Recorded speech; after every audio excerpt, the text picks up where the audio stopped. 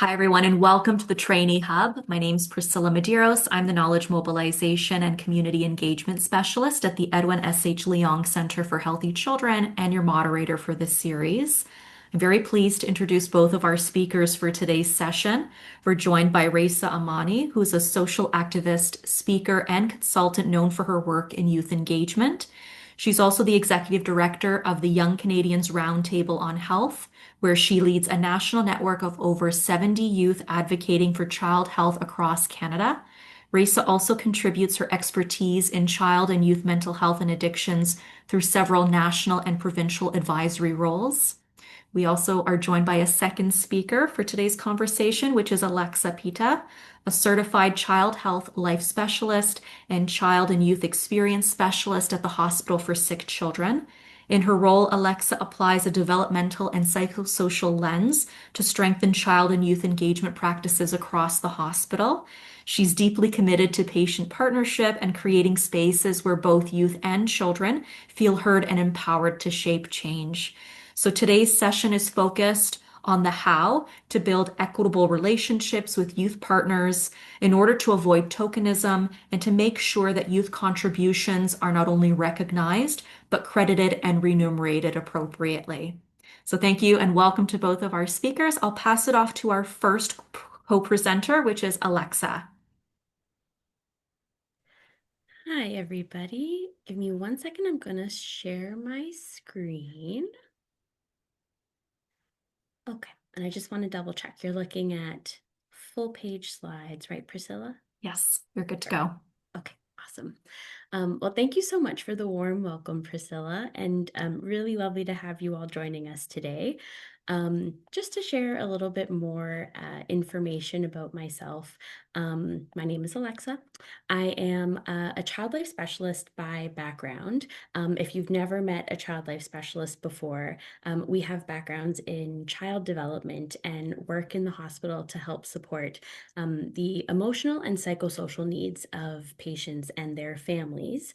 So we help to ensure that patients and families are having positive coping experiences, and the way that we do that is through procedural support, education, and really normalizing the hospital environment for them. I've more recently joined SickKids' patient and family experience portfolio and wear a few different hats on that team. I oversee the community of youth advisors within our lived experience network. So anyone under the age of 18, I oversee the best practice for youth engagement within that space. I also help to support strategic initiatives that are aimed at understanding and improving the experiences, specifically of children and youth. So very much using my background in child development and psychosocial care to approach and address that work. I do also just want to call out my expertise is a little bit more on the clinical engagement side. So I'm thrilled to be co-presenting with Raissa, who holds a lot more research engagement knowledge and expertise than I do.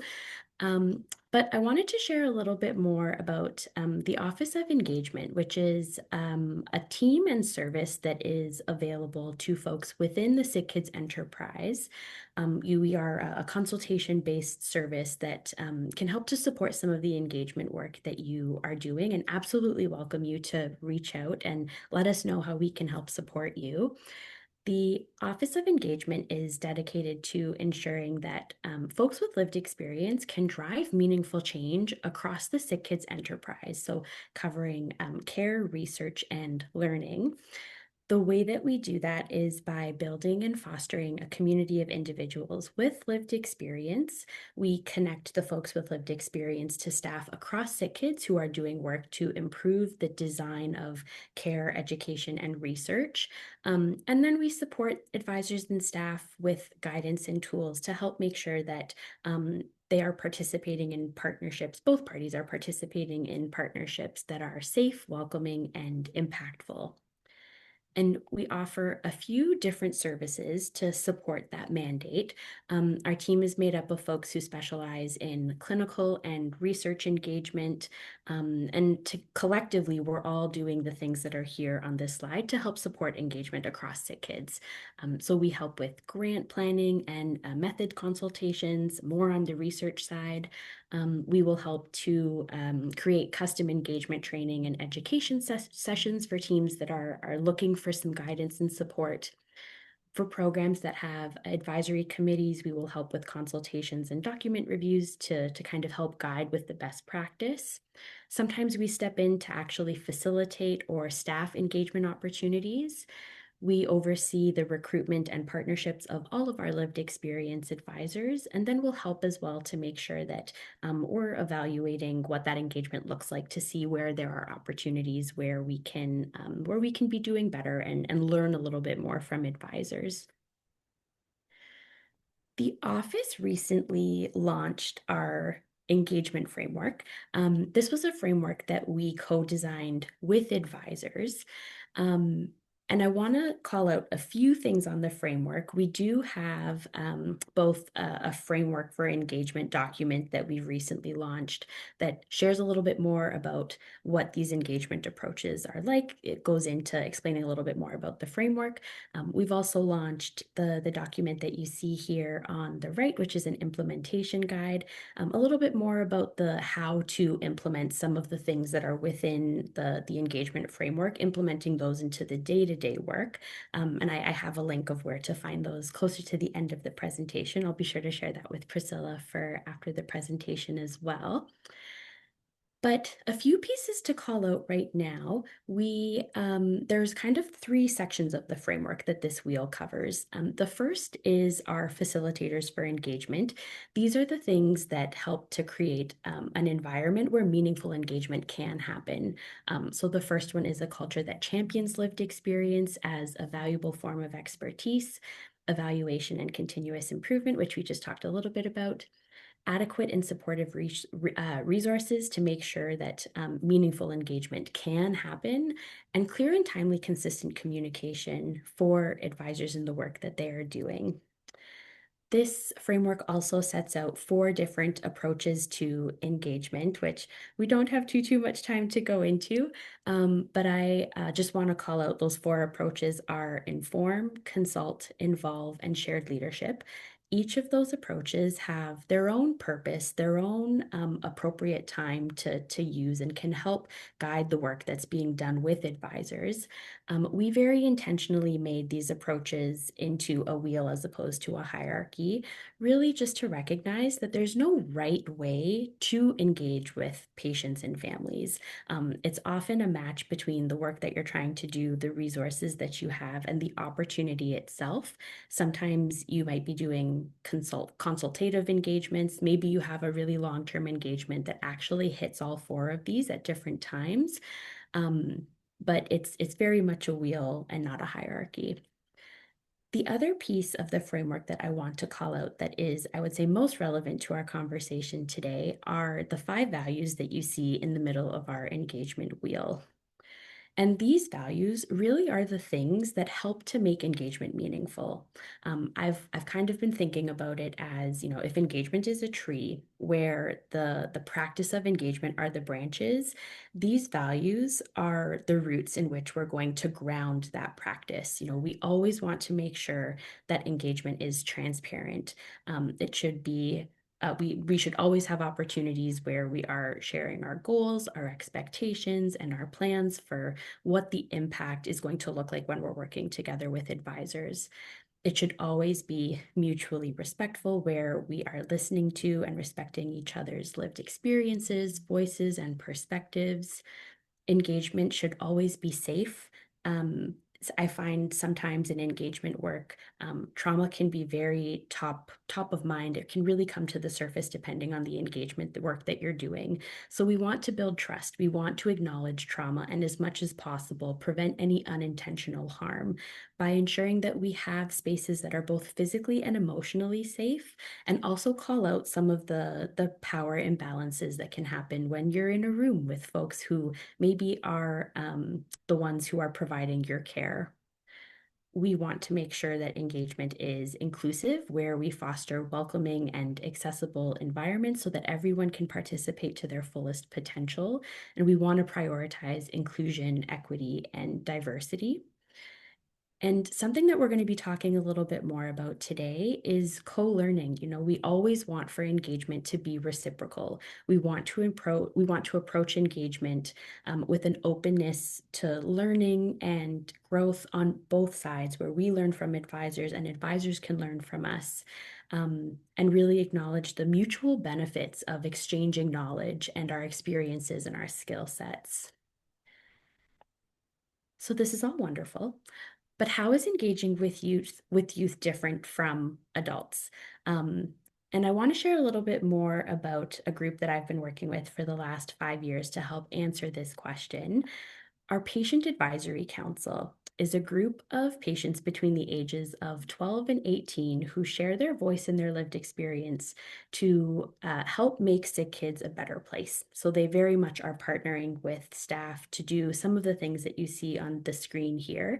They provide consultations where staff come and ask for feedback based on their lived experience. They help to lead projects that they identify based on their lived experience, and they help to educate the SickKids community on the value of partnering with patients and families, as well as what youth engagement best practice actually looks like. And the thing that I've noticed most in working with this group is how their development plays into how they engage. There's a lot that's happening for youth developmentally. If you think about some of the things that are listed here on the slide that we're not going to go too much into, this slide was very intentionally created for a youth or young person in and around the age of 16, 17. You can see that there are a lot of things that are happening for them that they probably don't have a lot of conscious awareness of. Our brains develop well into young adulthood. And I want to call that out because these are things that are very much happening in real time during the engagement activities that youth and young people are participating in. They don't have the full developmental skill set or life experiences that adults have necessarily. And sometimes that plays into some of the ethical considerations that I find myself navigating in engagement work. Again, more in a clinical setting. But development can very much leave them vulnerable to a greater harm of tokenistic engagement. And when we're talking about tokenistic engagement, we're really talking about engagement where advisors don't have any actual influence to maybe impact a decision or the program or project that you're working on. It's maybe more of the checkbox engagement to say that you've done it, but their feedback can't actually drive change, and they're maybe participating in ways that make it seem like they are. So, what does this greater harm look like? They very much need to trust in a system that for some of them is helping to keep them alive. The rate of development for every individual, as much as we know that these are milestones in and around these ages that they should be hitting, everyone is different in where they are within that developmental stage. Young people maybe don't have the tools to be able to manage things like triggers, traumas, or trauma dumping that can sometimes happen in engagement spaces. Young adulthood is very much a time where young people are testing out identity and their roles within society. And being an advisor is a part of that identity.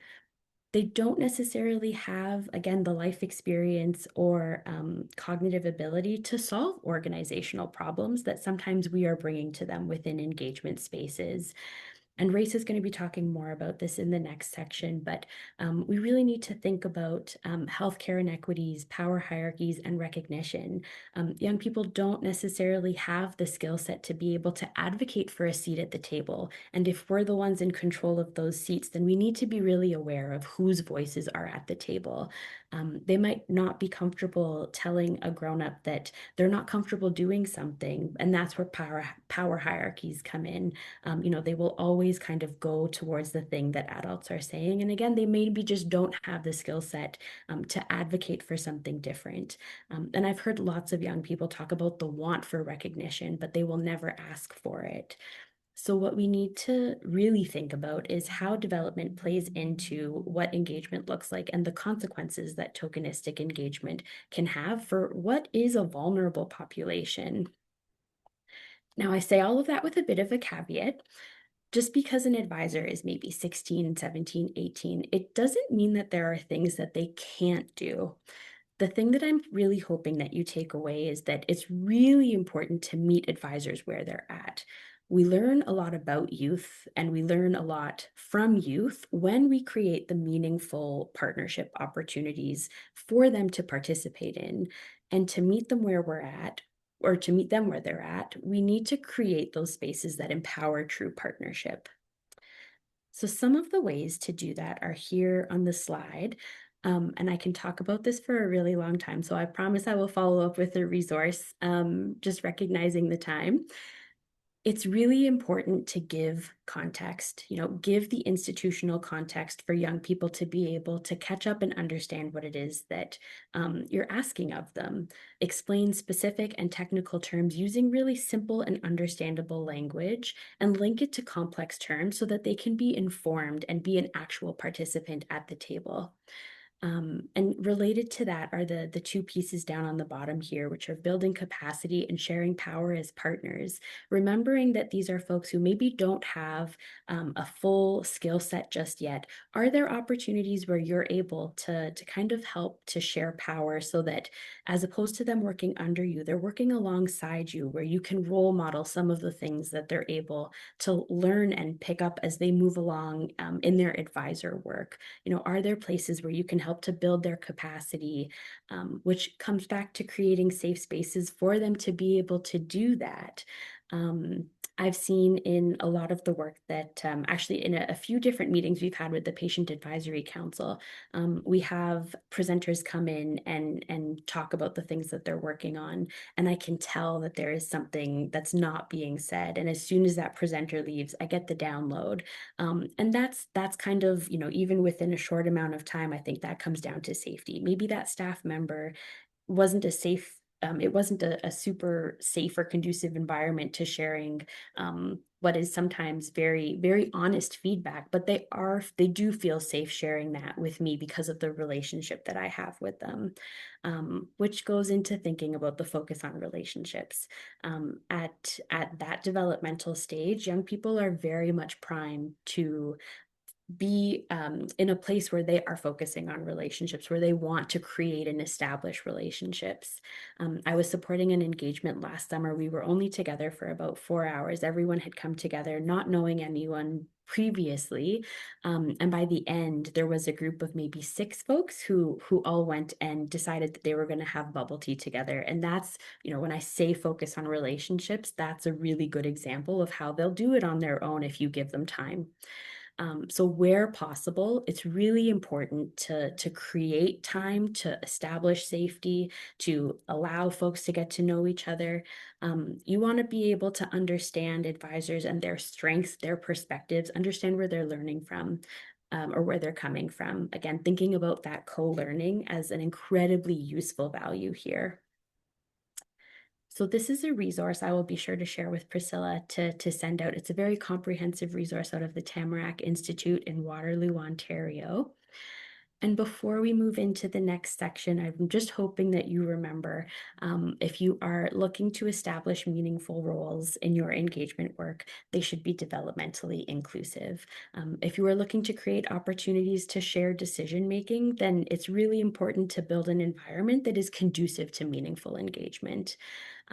And advisor partnership, true partnership, where you are recognizing the skill set, the backgrounds, and the strengths of advisors. It's really important in order to do that, to root engagement in our institutional values of transparency, mutual respect, safety, inclusivity, and co-learning.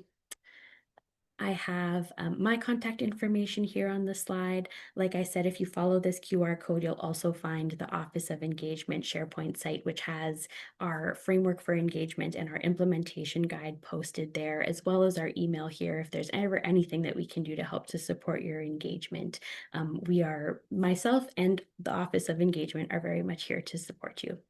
And I'm going to pass it on to Raissa next.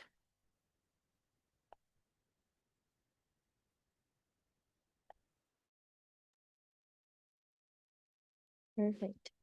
Thanks, Alexa, for opening today's session. And I think it's a good foundation in terms of what I'll be speaking a little bit more about. And so Alexa had mentioned that I'm going to be moving on to a little bit of the practicalities of how to do youth engagement at research. And so before I start, I'd like to acknowledge on land on which I'm currently situated today. So I'm currently on the unceded and unsurrendered territory of the Algonquin Anishinaabe, or colloquially known as Ottawa. Priscilla did a wonderful introduction about me, so I won't go a bit further about that. But what I do want to add is that I do quite a bit of youth engagement in research expertise, both for academia and also across charities and nonprofits.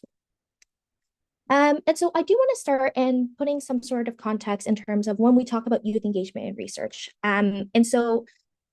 There's a lot of frameworks. That's usually the first thing that people ask me. It's like, what framework do I use? And the answer to that is there's a lot. I only have so much time, and I can talk, like, again, till the end of the day about the different frameworks. But I found this actually systematic review to be kind of the most comprehensive that I've seen so far. It's relatively recent by Sanchez and al. And they provided four different categories about the different frameworks that people use. And so usually folks use either process focused, power focus, impact focus, or equity focus. And so when we talk about frameworks in youth engagement in research, usually what comes to mind and what comes up in literature is the power focus. And so usually people would gravitate towards the most something called the Hart's ladder. Some of you, this is probably your first time. It could be second, third, etc. But essentially, the ladder explains that the different levels of engagement. And so if you see the bottom, that's like manipulation / tokenism, and all the way at the top, it's youth adult equity. So the Hart's ladder encourages everyone to go as high as you can in that rung of ladder when you are doing some sort of engagement. Another one that's mentioned is the Shears pathway to participation, but there's other as well that are mentioned in this article. There's also something that it's process focused. So the one that's usually, again, mentioned in literature is the McCain model out of the CAMH, so the Center for Addiction and Mental Health. And I do want to note here and pause in a sense, while I'm talking about youth engagement in research, I know some of you are very focused in doing patient-oriented research. And I do want to acknowledge that patient-oriented research has their own frameworks as well. They both can be complementary and work together. But some of the frameworks that are located within youth engagement, again, some can be transferable, but it all depends on the context that you're currently working in. So I just do want to mention that as well. And so why are we engaging young people in general, right? I don't know, I'm not sure if folks are aware, but engaging young people in research is becoming a priority for funding institutions, such as the CIHR, SSHRC, journals, hospitals, researchers, and government. And so when we talk about involving young people, it's been linked to many positive benefits, such as empowering young people and having a positive youth development. Having a stronger impact on the conducting outcomes of research, so increasing methodological rigor, stronger validity, and to advance actually policy objectives within respect to public and research. So I've seen, researchers, but involving young people in the process to create those policy objectives.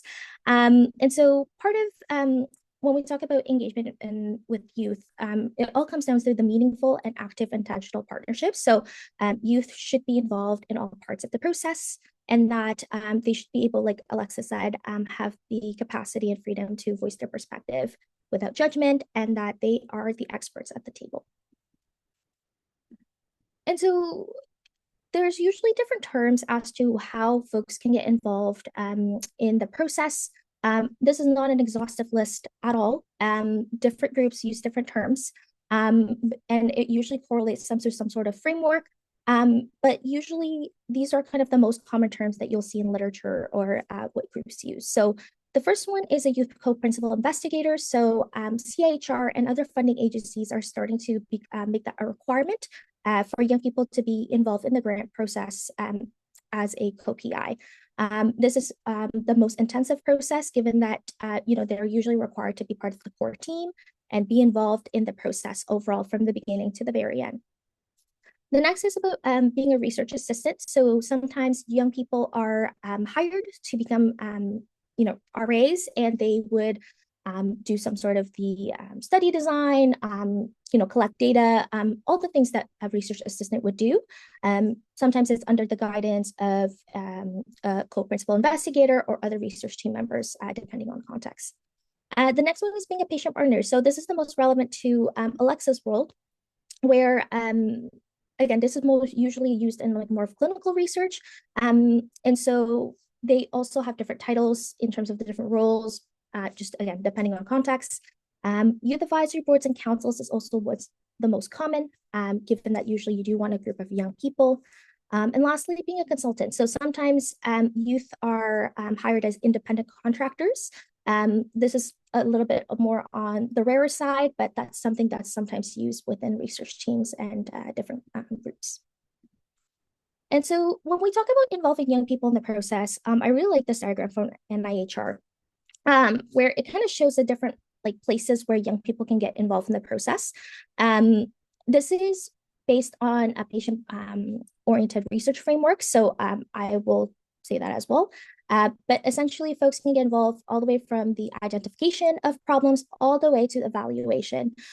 So there are multiple opportunities for you to get involved rather than just, for example, in the knowledge translation mobilization. That's usually what I see within the space, or usually kind of just in the beginning of the design, and then that's kind of it. So there are opportunities to get, for example, get involved in the analysis interpretation or writing the grants, for example. So multiple ways.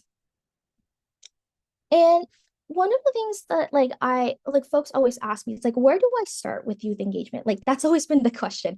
And this is kind of like my 4-step method of like thinking about before I engage a young person in general. Like these are the things I go through. So the first thing is that, have I considered my ethical practices within your research? So what that means is that thinking about what are the harms and benefits of actually involving young people in the process, thinking about their confidentiality, even obtaining informed consent or assent, depending on the age as well. Is it youth friendly? So thinking about, like Alexa said, right? Thinking about the power dynamics. There's an inherent difference in, the social location between a researcher, for example, and a young person that's going to be involved. A lack of trust and power inequalities, and then their well-being. And then thinking about your engagement model. So research design that are participatory action research, systematic review, co-design, quantitative, all have different ways to engage young people in the process, given that it ranges on the level of intensity usually. And so that also will impact how, what are the deliverables slash the expectations that you've set with the young people, the flexibility that's required, communication, methodological issues, or even acknowledgements in the process. And lastly, I do try to instill this thinking about the equity, diversity, inclusion, accessibility strategies. So thinking about what are the considerations needed to ensure that's front and center when it comes to engaging young people in the process. And so Alexa did talk about a little bit, then I'm going to talk about power dynamics, that lack of trust, power inequities. And so like I mentioned previously, oftentimes it's because of the social location, right? There's that inherent power imbalance. And so the considerations that usually folks are curious about is that, how do I address that? And so my practical tips here is that I think first acknowledging and challenging the ageist bias, which what Alexa mentioned, on the ability and skills, and also the power that you hold. And another way as well is thinking about nurturing the relationship. So I always tell folks that it takes more time than you think to actually have a young person be comfortable coming and speaking to you about things, even speaking up in a meeting. So always think about, I always think doubling the time, especially in virtual settings, given that in in-person settings, it's a little easier to have that building that sense of community, but online it's a little bit more difficult given that it's a little bit more distant. And so again, doubling the time, that's usually my recommendation. I always encourage folks as well to be curious about who they are as a person. They are not just a patient with lived experience, or they're coming in with some sort of expertise. They're also human. So be curious about who they are, what they're doing in school, what they're up to at work, what their hobbies and passions, what are they watching for a TV show, right? So being curious about that. The next thing is also co-establishing expectations and roles. So this is really important to make sure that both parties are on the same page. So one of the ways that's usually most common is the terms of reference, but there are other ways as well, such as, like sometimes it's more formal, like a contract, right? If they're hired as research assistants. So it just depends on the level of intensity of engagement that you will be conducting.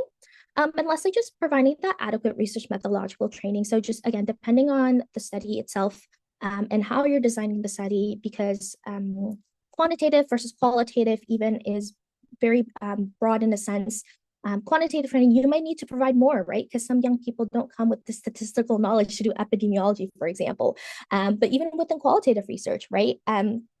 Doing facilitation focus group training, that's a little different as well. So making sure that's all covered as well. And I do want to highlight here too that there's a good module called a Porch module, which I think some of you may probably have heard, but that's a really good primer for youth engagement and research in general in health settings. And just some more structural considerations. So thinking about competing priorities, because folks do come in and talk to me being like, okay, I do have the young people that I've identified. Great, check. But I don't think they're coming. They're just leaving. And I'm like, okay, well, here's the thing. Young people have lives too, like us. And I encourage to be as flexible as possible with your core researchers, because some seasons just may be busier than others, right?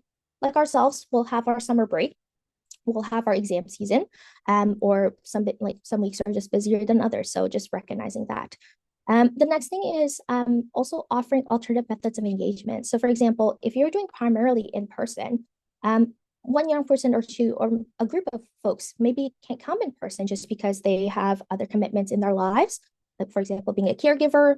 So providing other options like asynchronous or virtual methods would also be useful in this context and be helpful. Lastly, I do encourage and say that thinking about different ways, other creative ways do you think they can contribute to your project? So maybe initially you guys decided, okay, let's maybe do, you're going to be helping out with the focus group facilitation, or you're going to be creating some sort of the final report for the study outcomes. And so maybe actually they're like, I've taken on too much, so having that flexibility in your timeline is really important as well. And the attrition rate as well that's been talked about is that having that shiny object. I always tell folks is that we as researchers have our own objectives and our own kind of wishes as to if we involve young people in the process, what are we getting out of it? We want to get their perspective on different on their lived expertise and what their preferences and their needs are. But we also need to think about what their shiny object is. So it depends. Some people come in because they want research experience, for example. Some people come in just because they want the honoraria. That's also something to be considered, right? So just thinking of what that shiny object is really important. And lastly, just thinking of like the engagement practices, if the role seems superficial, that's one of the other issues as well that I've seen, especially young people just drop off because A, I didn't hear anything from them, two, and they're like, actually, they said they promised that I can help out with designing the content of some sort of final report, but they actually decided on my behalf. So, and they're like, I don't think my expertise is needed. So just thinking about that as well. Lastly, this is a big topic within youth engagement and research is that compensation and recognition. And so what I really recommend is that really prioritizing providing the monetary compensation. So I think most of you probably know that that's preferred, but I do want to go a step further is that prioritizing open loop payments, so such as checks or direct bank transfers, rather than gift cards. I know some institutions have some sort of red tape around doing like checks, especially if it's under $500. That's a CRA like a bracket, and so that's just something like to work through and really recommend to try having that open loop payment types of delivery. And in terms of like the actual amount itself, people do ask. And I would say the starting guideline, it's always the SPORE financial compensation policy. So they do provide a good layout as to what the minimum per hour would be for their involvement, and that you may also need to consider institution policies because they all different depending where you are located. And part of the monetary compensation is also the non-monetary, right? There are two big kind of buckets in terms of what this could look like. So one, it could be about academic recognition. The other would be about professional and skill development. And so the biggest thing here is that providing those options as much as you can and asking their preference. And so, another thing as well is that might change as you go through the project. So if it's a longer project, for example, they may say in the beginning, oh, like I want to get involved in, writing the publication.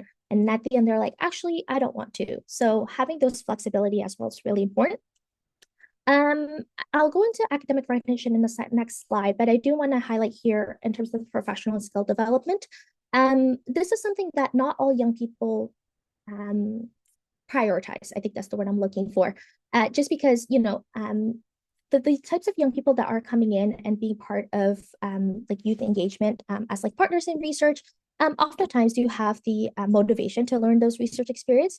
But some are just because I need volunteer hours, or I just need a course credit, or I need a reference letter because I'm applying to this X program. So just thinking about those as well is important. And so when we talk about academic recognition, oftentimes it's authorship, right? On academic publications. So that could be like actual publication itself, a manuscript, or it could be a conference proceedings, or a poster presentation, for example. And what I encourage folks is actually providing co-authorship opportunities rather than acknowledgement sections. So I do see sometimes young people engage as partners in research, but they're just acknowledged in the acknowledgements of a manuscript just because they just provided feedback on the on the main sections of the research, but not the manuscript because they didn't write any part of it. So I personally don't see that as fair in a sense. My last point around like ensuring that it's appropriate and proportional to the level of involvement and contribution. Just because they may be involved in some sort of section of your project doesn't mean that it does not equate to authorship. That's what I was trying to say. And so, but part of this as well is thinking about whether they do want that in the beginning from the first place. So thinking about getting that permission first, and that not everyone's comfortable or are interested in being part of this. So some just prefer to be anonymous, just depending on their preferences. And that part of this too is that ensuring that they have the opportunity to co-present in conferences. So thinking about budget as well, like budgeting that they may be, traveling with you to conferences and events. So I do want to highlight this because this is something that I do see. It's the intention versus impact whenever when we're doing youth engagement or research, and that good intentions doesn't necessarily mean meaningful engagement. And this is kind of like a trap that some folks unfortunately fall into because, for example, we have good intentions being like, okay, let's meaningfully engage them from the very beginning to the end. Okay, great. We have some sort of plan in terms of like, okay, they're involved as a co-principal investigator, for example. But then kind of because of like institutional policies or that there's some sort of timeline issue, like, you have to like rush because like there were a lot of delays with like research ethic boards, for example. This co-principal investigator just is like more on the periphery, and they're not involved in the process and being involved in, making sure that it meets the deadline. And so as you can see, we had the good intentions in the beginning, but then we didn't follow through. And so my biggest advice is that making sure that you follow through what you've said and what you guys decided together, just because that will fall into the tokenism phase. Lastly, I do want to talk about engaging diverse young people in the process.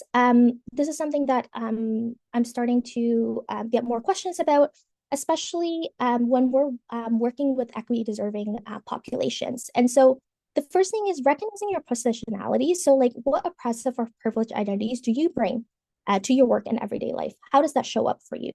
The power flower also is a good exercise that I encourage folks to think about and do just to see where you are at your social location. The next thing is intentionally creating a safer space, not a safe space, a safer space, just because we can't guarantee what a safe space looks like for everyone. And part of that too is that one young person cannot speak for the entire population or identity.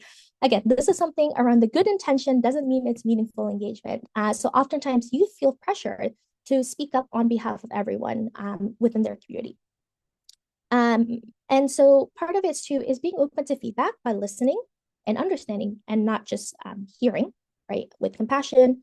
And lastly, being aware of the power dynamics that's related to your first one, and that whether their participation will result in social harm or exclusion.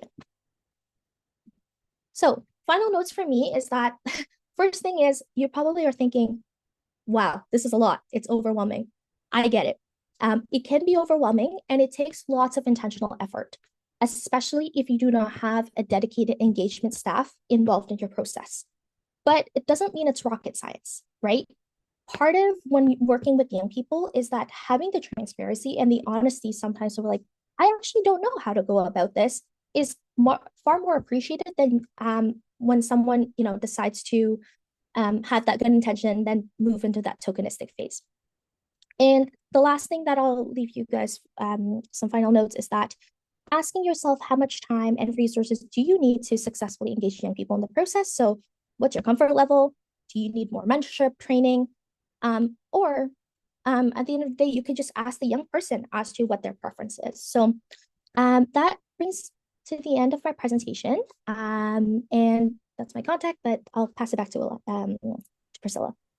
Thank you so much, Alexa and Raissa, for such a great presentation. I found them so incredibly complementary to this, goal that we were hoping to achieve in hosting today's session, was to give people a really good sense of what that partnering could look like in both of your respective roles and layers of experience through the lens of like, what are we grappling with in terms of power sharing, questions around co-design, compensation and remuneration. I think we've covered a lot of ground for those who are on the call today. I'm going to open up the Q&A right now to those on the call. If you're interested in posing a question, please feel free to raise your virtual hand. You're also welcome to add your questions to the chat. I'll certainly keep an eye on that piece and happy to raise those questions to our presenters today. Oh, I see we have already a question in the chat to kickstart our conversation. So the first question reads, how can we integrate OCAP principles when working with First Nations youth? And Alexa, Raissa, please feel free to jump in if you feel you have some thoughts to share on this question. Alexa, do you want me to start? I can start. Yeah. So this is a really great question. And I do want to acknowledge that I'm a settler, and I'm always continuing to learn how to advance my own reconciliation towards the 94 calls to action. And so the OCAP principles, it's really, how do I say this? I would encourage actually reaching out to folks who are working in this space, just because it's not that I don't use it. It's more so that I always lean on a knowledge keeper or an elder to help me in the process. Because part of it too, like, yes, while the OCAP is integrated or used for First Nations individuals, but for example, if you're working with other communities like Inuit communities or the Métis, they have different sets of teachings and values that can't be transferable. It can be some context, but not all. So that's my suggestion, is to lean on those folks. I know it can be hard to have those connections, and I really recognize that. But that's something that if you are starting to work with folks, Indigenous individuals or communities, I would highly, highly suggest starting building those relationships, because they take a long time. Understanding that they've gone through a lot of research experimentation, and that there's a lot of mistrust just within health research in general. So to begin that process, I think you will need to have that strong relationships before you can even bring in the OCA principles in general. So that's my suggestion. That's a very long-winded answer. No, I think that's great, Raissa. I'd also like to share a little bit of my own experiences with respect to this question. I know as a researcher, so wearing that hat in this moment, I too am of settler. So I like to actually look at the level of expertise that exists around us within the space of academia. Even locally, we have some excellent researchers who are First Nations Indigenous doing incredible work. And for our sake and benefit, publishing in the academic arenas to share their protocols, procedures, processes, lessons learned, challenges that are great opportunities of learning. I think of folks like Janet Smiley, for instance, Angela Mashford Pringle from U of T, even U of T's Indigenous department. They have some excellent resources and names of individuals that you too can be searching online to listen to their presentations, to gain some insight into the work that they're leading and grappling with these same types of questions or insight into how they're navigating similar type questions. Same for others like Amy Wright, for instance. I recently read an article from her about the work she's doing with Indigenous communities in Ontario, and I found it so insightful how she really paid attention in her methods section to unpack the process around co-design and couch it in frameworks that are not just Westernized, but also Indigenous. And she married that conversation so nicely. So I encourage you to also continue your learning in the space through those that are doing the good work already. Excellent. So again, please feel free to raise your hands or to pop any questions into the chat. Happy to continue the conversation with those we've invited today. I can see the chat. There's some sharing of resources, which I love to see.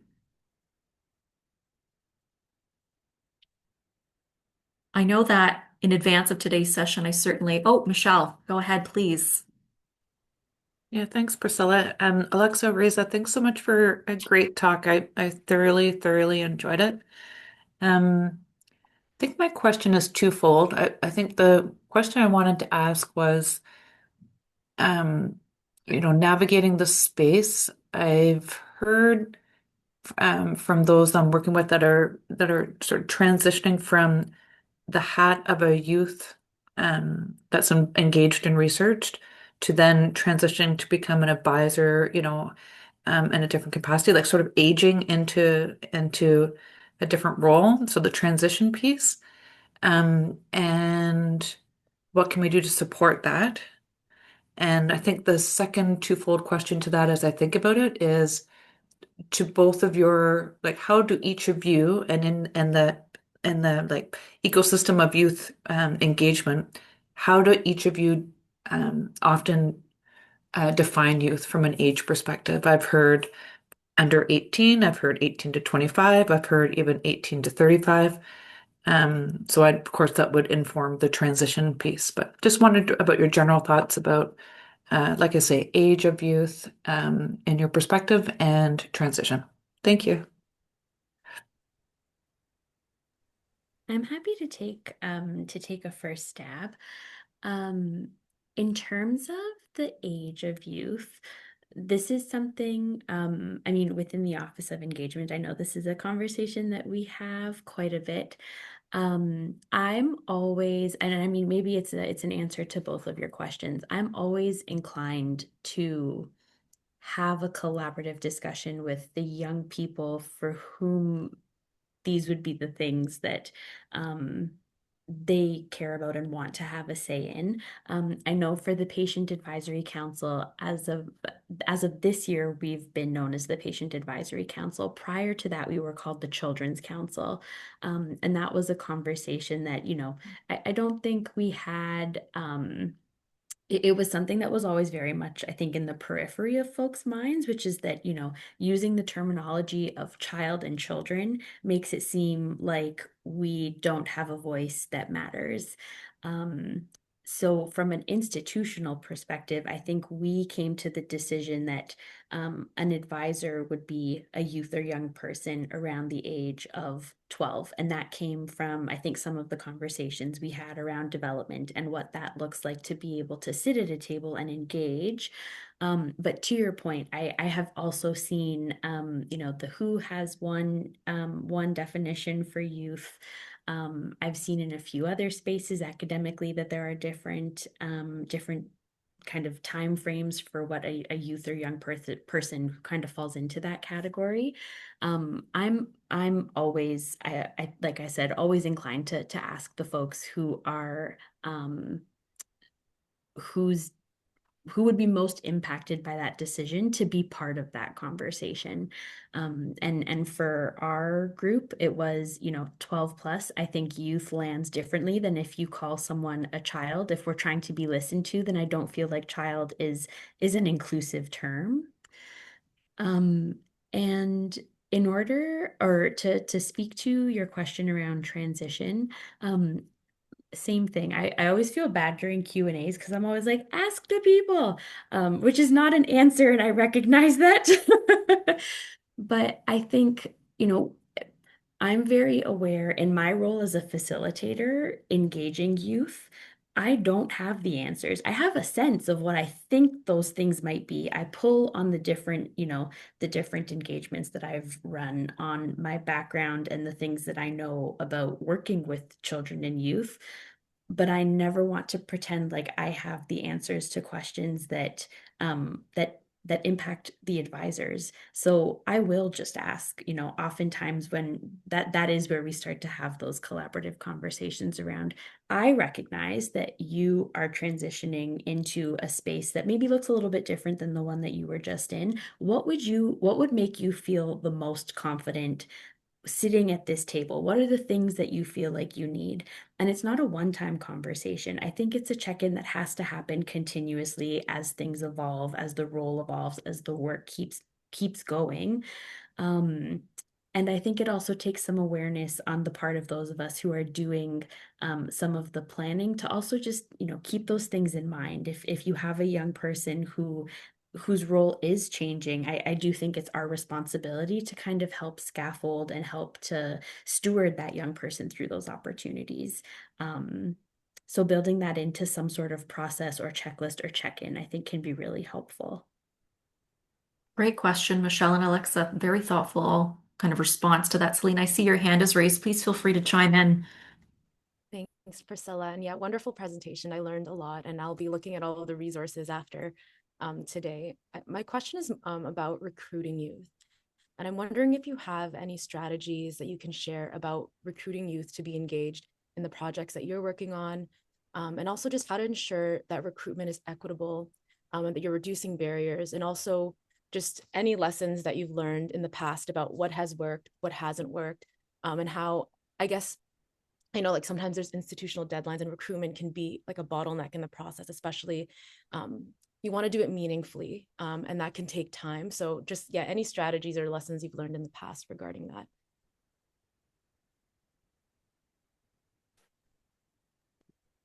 I can begin. I'll begin. And then Alexa, feel free to chime in. Yeah, recruitment is always a hot topic in youth engagement, especially in this gray area of being a partner and not being a participant. Um, it it takes some sort of creativity in a sense. The first thing I would suggest is that shiny object. You really need to make that clear in your poster. Like, if the shiny object can't be identified within 30 seconds, youth will just lose that attention. That's the first thing. The second thing is that I know with the SickKids, you're kind of gridlocked in a sense. You have to use RedCap, and RedCap is not the most youth-friendly platform. Young people are like, I don't like RedCap, and I'm like, you know what, I get it.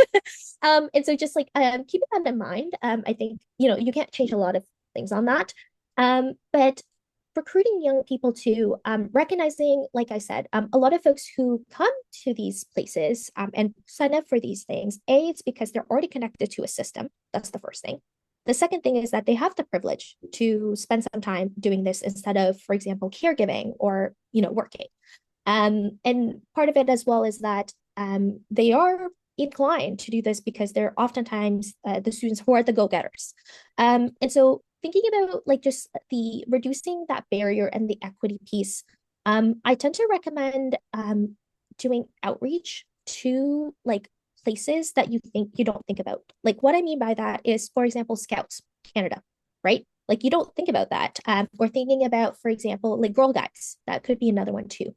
Boys and Girls Club, for example, right? Or even the MLSC. It's based in Toronto, but it's like a place where young people come in. They learn life skills, but also with sports. It's under the Maple Leaf Sports Entertainment. So um, finding those pockets of youth, rather than you reinventing the wheel, just because it's really hard to reinvent the wheel. But starting building those connections, I think it's really important because it makes the recruitment easier, and then you might get more of a sampling of folks that might represent a little better. But it's always at the end of the day recognizing that the people who are usually involved have the privilege to do so. So that's my answer. I don't know, Alexa, if you have any thoughts. No, well said, Raissa. I similarly was going to say, I think you have to go to where the people are. I think that if you are able to identify, like Raissa shared, the spaces where young people, where you have a lot of young people already in a space, that can be a really helpful tool. I think sometimes taking a bit of in terms of like lowering some of the barriers, I think taking some of the pressure off of what the participation itself looks like as well. Does it have to be an in-person opportunity? Are you able to make it, hybrid or virtual so that you have more folks who are able to participate? I know at our council table, we used to have only in-person meetings. Throughout the pandemic, we had only virtual meetings. And as much as I wouldn't say it works 100% of the time, we did move to hybrid meetings in order to catch folks who are not just living in Toronto. We've got folks from all over Ontario who are now able to join. And it's because we made it a hybrid meeting that we were able to kind of really widen the net. So I think just being thoughtful about what some of those non-negotiables are in order to bring down those barriers can be a really helpful way to kind of frame your recruitment process. Really great responses. Thanks so much, Selena, for that question. It also has me, thinking about other work and potential offshoots of that question and supporting kind of trainees into getting into this work if they're all not already doing it. So thanks for that. I was thinking about some of the preparatory work that went into organizing today's session and the sorts of conversations that were had in advance of meeting with this group. And a question that I think may be on the minds of folks in the virtual space today, or potentially something that they may grapple with in the future, is around managing that balance between sharing too much and too little information with youth advisors when the time comes, when preparing them to participate meaningfully and intentionally in a particular project. I think both speakers can speak to this, but I wanted to start with Alexa, your experience and how you've navigated these sorts of waters. Yeah, thanks, Priscilla. This is a challenge, I would say, from an Office of Engagement perspective. I think that this is something that a lot of staff come to our team with, worried about, what happens if we lift the veil too far on how the system works, on how we make decisions in this program. And I think the thing to remember, if we're thinking about what those values of meaningful engagement are, transparency is so important. I think this ends up playing out in the tokenistic engagement that both Raissa and I are quite passionate about trying to avoid. If we're not giving enough information for advisors to be able to come to the table and have, an informed perspective, then the feedback that you're getting, you might not be able to do anything with it. I think that if there are concerns, actually, I will maybe back that up and say, I think that we all have, a very human and natural protective instinct when it comes to patients and families. We don't want, no, I don't think anyone goes into any situation wanting to do harm or wanting to, promote poor engagement so that it is harmful. And I think that's where that instinct comes from. You want to be able to just kind of insulate folks from some of the red tape, from some of the institutional pressures. But that's where we get into, then you're not setting these folks up for success in order to engage. I think that there are ways to share information. And again, this is where safety comes in, making time to build a safe space in order to have these conversations. Being able to, come together and share, this is what this policy is, this is why it's in place. We can't do anything about it because it is an institutional practice. Here are the places where we can and can't make changes on this thing. I think that the more transparent you are, the more you're also giving advisors the choice and autonomy to be able to navigate what that looks like as well. If it gets to a point where it's like, what, I actually, as a family member, this is just more than I thought it was going to be. The only reason, or the only way for them to know that, is for you to be transparent about that information in the first place. But I think that, those 5 values, rooting engagement in those 5 values, is how you're going to be able to navigate when you get to the point where you're a little bit worried about that. I hope that makes sense. Absolutely. Raissa, I could see that you were nodding your head throughout this. I'm not sure if you have a response to this as well or any thoughts on your mind. Yeah, I'm just going to quickly build on what Alexa said. I'm going to come in from 2 perspectives. So I've been on one end before I transitioned into more of that consultant and more of like that core research team role. And so when I was a little younger, I was in that spot where there was share too much at one time. But what I actually appreciated is that one, the transparency, but also having the opportunity to have those check-in times that are very low stake. Like what I mean by that is like more so like, oh, can I just hand back for a couple of minutes after a meeting? Like I usually will ask people that. Or just kind of like, hey, can we just have a chat next time sometime? Like, so having those very low stake opportunities to have those frank discussions is really important to help build that, like, framing a little bit of that. And then coming from like more of the staff side and the research staff side, again, I prioritize having those low stakes, but also having frequent but not inundative reminders being like, hi, I'm available if you want to do a one-on-one. I make it very clear, just being like, you can just book a one-on-one with me in my calendar anytime. If you're like, I do not want to email you about this because I'm not like, what's it called? I don't feel comfortable typing this out, or I'm just like, I'm a little like, I don't want to do email. So I just tell folks, you can just book a one-on-one with me. We'll chat 30 minutes and we could chat about our lives, but we can also chat about, the things that is important. Like, they may ask further questions as to, okay, like what does this fully entail? And that, if I don't know the answer, I'll find a way. I'll find a way somehow. So I would say that's my little 2 cents from there. That's incredible. I've been keeping an eye on the chat, and of course, if people are raising their virtual hands, I'll continue to do so. Potentially an additional question, and one I enjoy asking at the end of these sorts of sessions is around the piece of advice that the presenters would share with those that are on the call. And I think the question I'm going to pose to both of you is around meaningful steps. So, what's a small, meaningful step that you feel trainees, researchers can take today to start engaging youth in meaningful and intentional ways in order to do good work?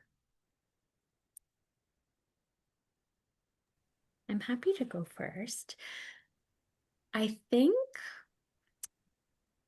taking the pressure off where you can has been something that has been really helpful for me in a lot of the engagement work that I've done. And I think about that a few different ways. Very early in facilitating the patient advisory council, I would come in, I had an agenda, this is what I was going to go through. And meeting after meeting, I was like, we're not getting through the agenda. I don't know how I'm going to get all of this into one session. And at some point it clicked. I need to be flexible. I need to be the flexible one. I need to be able to pivot when conversations are turning, when, especially the council, we have some younger folks on the council, and sometimes conversations go in directions that I don't anticipate and then kind of need to, bring back around. The less that I started to hold on to the agenda and the more, the more adaptable I started to be in engagement, the better I felt about things and the better I think advisors felt about what we were doing. Things stopped being so rushed.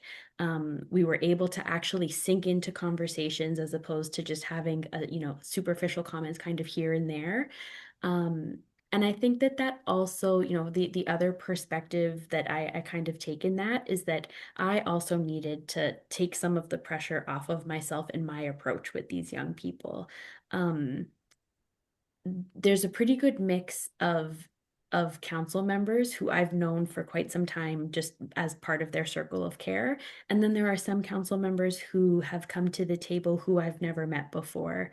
Um, I don't know if this is a compliment or a backhanded comment, but one of the advisors just a little while ago was like, "Oh, Alexa, like you're very childish." And I was like, "I don't know how to take that."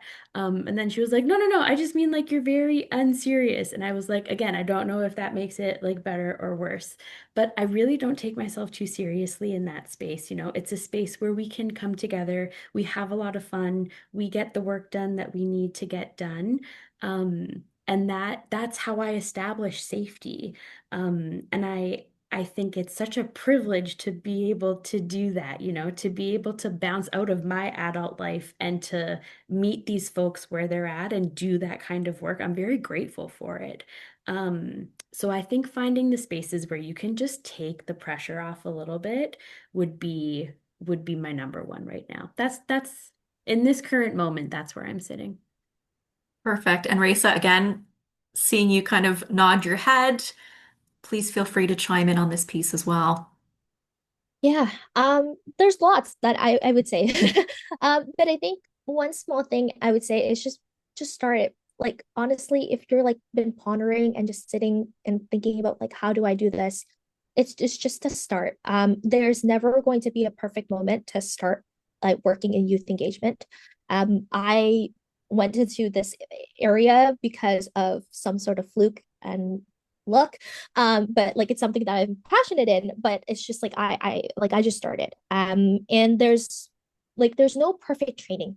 Like you can take as many trainings as you want until you actually do it. It's not gonna click. Like that's the first thing. It's very on the job training, like if you want to put it that way. um and part of it as well is that you will make mistakes along the way, like that's part of the nature of working in this space. But something like, and folks think about like, oh, I'm really, really scared about tokenism. And as you should be. Like I'm not denying that. But part of the thing as well is that I've made oopsies myself. And part of it too is just being transparent with them, being like, actually, after thinking about it, I don't think that was the right move. And I truly apologize for that. And, then we work together to find a solution that works for both of us, or the team, whatever it is. And I really like Alexa's comment about like just like putting off the pressure yourself, and that, you can just be yourself. And young people can read that very quick. If you're being performative, if you're putting some sort of mask, if you're like, I need to get stuff done. And I'm like, yes, I get it. But they read that very quick and they'll just shut off. Right. And like, so again, it's really funny that you brought up the backhand comment because like the young people I work with, they're like, you can be a kindergarten teacher. And I'm like, right. And I'm like, okay. I mean, like, yeah, fair enough. So it's definitely like you just have to do it. That's part of it. Like full send if you want to put it in young people's term. That's so funny, Raissa. Full send. I I think both of you have raised like a really good point of not just being who you are and being comfortable in the vulnerability that comes with engagement, but recognizing that everyone is an expert at the table when that table is convened, whether in person, virtual, however it may shape up to be. But to be acknowledging of that and to allow that level of participation to take place and unfold and to learn from those lessons, because that's what helps us grow ultimately. Into improving in our own practices in the space of not just youth engagement, but patient engagement as a whole. So I'm glad we left on that note around the advice piece. I can see that we don't have any hands raised or questions in the chat, so perhaps this is a good place to end today's session. I'd like to thank both of our presenters, Alexa and Raissa, for joining us and captivating us in such a great conversation around the space of youth engagement, their experiences, and navigating these waters around, again, recognition, remuneration, compensation, power imbalance, and ways in which to address it, or consider ways in which to address it through their experiences. So thank you very much for joining us. For those on the call, thank you again for joining us for this session. Our next Trainee Hub will be taking place on April 16th. The link to that is in the chat, where we'll be joined by team members from the Lawson Center at U of T. Their presentation is titled School Food Community Engagement in Action, a fireside chat, which I'm very much looking forward to. And I wish you all a wonderful rest of the day. Bye now.